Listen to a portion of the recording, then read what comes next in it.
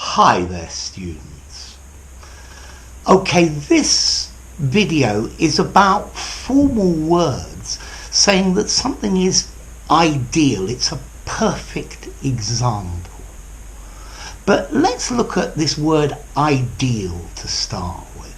So if something is ideal, it's the perfect or most suitable thing for a particular situation. It satisfies our idea of what is perfect. An ideal is a standard to be aimed at. Yeah, it's what you want to achieve. Yeah, it's maybe a hypothetical best that you're not likely to get. So the ideal operating temperature is 500 degrees centigrade. But you will have difficulty reaching that ideal. So let's look at a few words. The first word is nonpareil. Okay, this is most normally an adjective but can also be used as a noun. Something that is nonpareil is without equal. It is unrivaled. It is the best by far and out the best. It's peerless, without peers, without equals. Okay, so somebody that is the best at something by miles is a nonpareil something. So, for example, they say that Ronaldo is a nonpareil footballer. He is by far the best. Yeah. This guy is a nonpareil chef. There is nobody who is even near him. He's the best by far. Okay. Let's see. This phrase comes from French. It comes from French. It means non, not.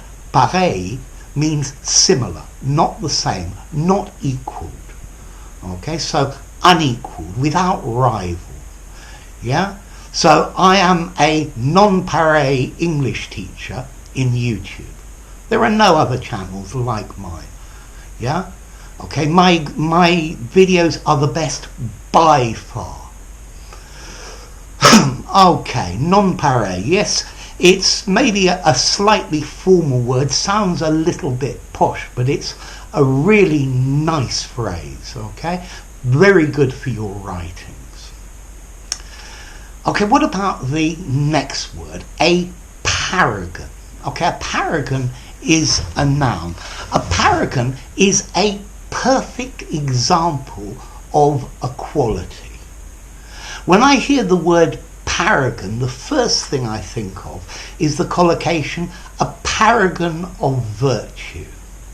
Okay, somebody who always does everything in the correct moral way. Yeah, they have no faults. They always do the right thing and they always treat people perfectly. Yeah? So they are a perfect example of virtue. A paragon of excellence. So this is an example that you want to try and copy. A model of excellence. Okay, so a paragon is something that is a perfect example of something that you want to copy. You would like to be like that, or you would like to be able to do something like that. It's your ideal example of something. Okay, he was a paragon of health. He had a really good figure, he was really muscled, the colour in his face was good, his hair was growing well. So he was a paragon of health. I am no paragon of neatness. I'm extremely untidy. Maybe you're a paragon of neatness, but I probably don't think so. He was a paragon of efficiency. He did everything so efficiently that he was the perfect example of it. Notice also a paragon can talk about a diamond.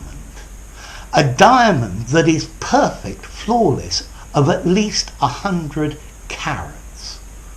Maybe you're asking about this word carats. Carats, you use carats to measure the size of a diamond, or you also use it to measure the purity of gold. Slightly different meanings.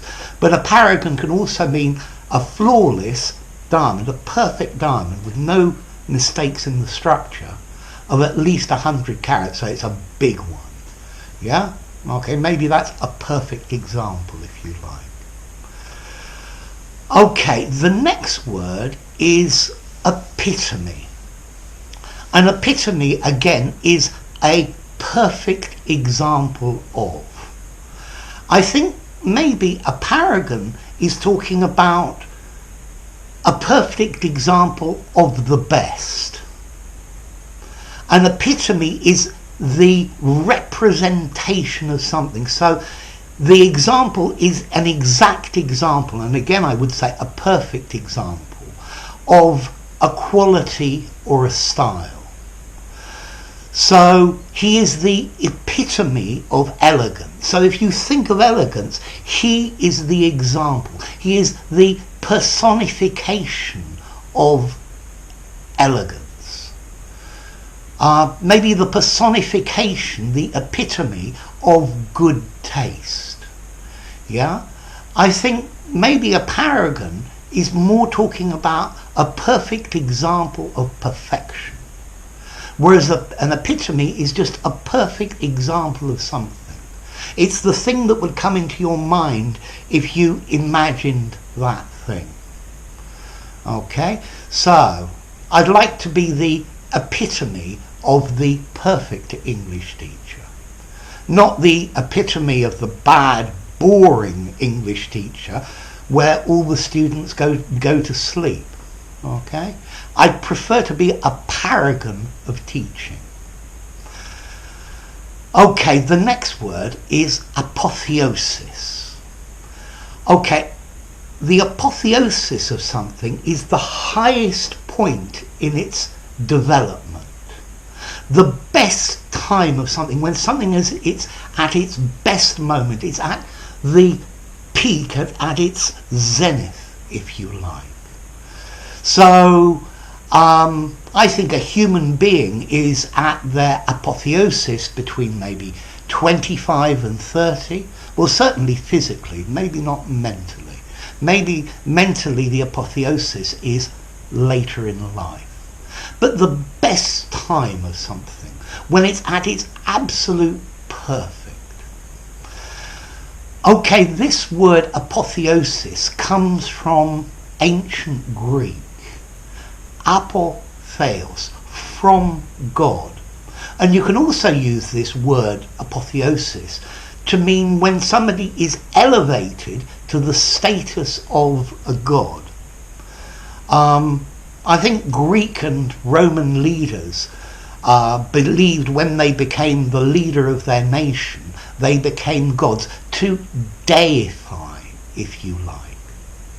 Okay, so something is at its absolute best is the more normal meaning, but to be elevated to the status of a god. So maybe some dictators believe that they have been through an apotheosis. They have been selected by God.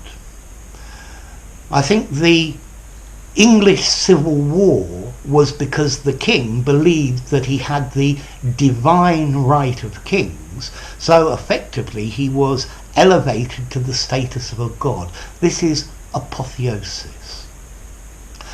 But notice, if something is at its highest point of development, it's an ideal example of it. Like a paragon. Yeah? I think more like paragon than epitome. Well, an epitome of perfection. An epitome of the best moment of something. Okay? So apotheosis, an apotheosis can also mean a perfect example of something. Because it comes from the gods. It's been elevated to the status of a god, or godlike, and gods are perfect, I suppose, or that's what they say anyway. Okay, and now the last word, quintessence.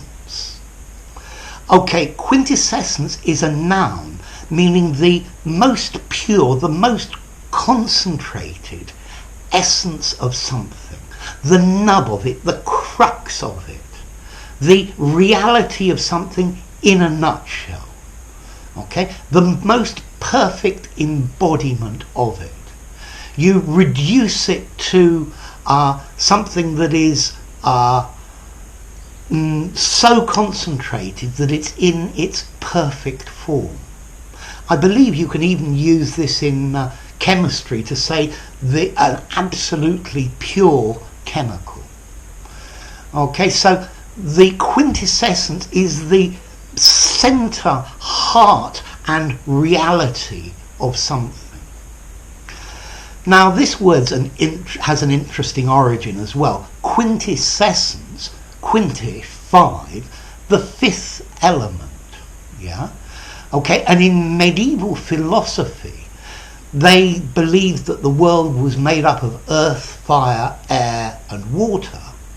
And then there was a fifth element, the ether, which was superior to everything else. And it's what the heavenly bodies, the stars and the sky and everything was made of. But this was superior to everything else. So the quintessence is the perfect example, concentrated down to the very, very smallest possible thing of something. So, what about formality with these words? Well, ideal is completely neutral. But nonpareil, epitome, paragon, quintessence, these are all words. These are words that are good for writing. They sound quite literary. They're quite elegant words. Okay? Let's see, I missed something out. Yeah. Okay. I guess the quintessence is the pure example of something with all the subsequent bits taken out. That's what I missed.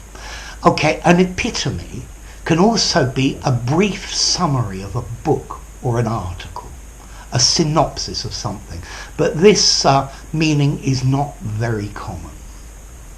Okay, let me go through these words again. So an ideal is something that satisfies our idea of what is perfect or most suitable.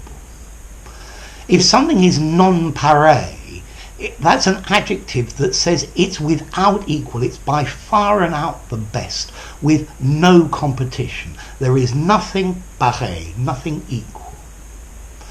An epitome is a perfect example of something. Okay? The example is the exact best example. But, okay, he is the epitome of an Englishman. He doesn't speak foreign languages. He doesn't speak slowly to foreigners. And he has a terrible diet. Okay? Epitome. A paragon is a perfect example of something good. It's the perfect example of the best. So, you need to be a paragon of study if you want to learn really good English. Apotheosis, when something has reached its highest moment, its zenith, its maximum, when it's at its absolute best, because it's been raised to the status of godlike. And then quintessence, the purest, most concentrated centre and essence of something. Everything reduced into a nutshell with all the peripheral and less important bits taken out. The essence of it. So, there you go. I hope you enjoyed this video. I hope it's a paragon of clarity and an epitome of the best video that you could want to watch. You need to think about the quintessence of each of these words. So a very small definition of it. And I hope this has been a video, a non-pareil video, a video without equal, something that is unrivaled. Anyway, enough. If you enjoyed the video, give it a rating, subscribe to my channel, and I'll see you soon. Bye for now. Ideal, Nonpareil, notice the pronunciation, Nonpareil, Epitome, Paragon, Apotheosis, and Quintessence. Bye for now.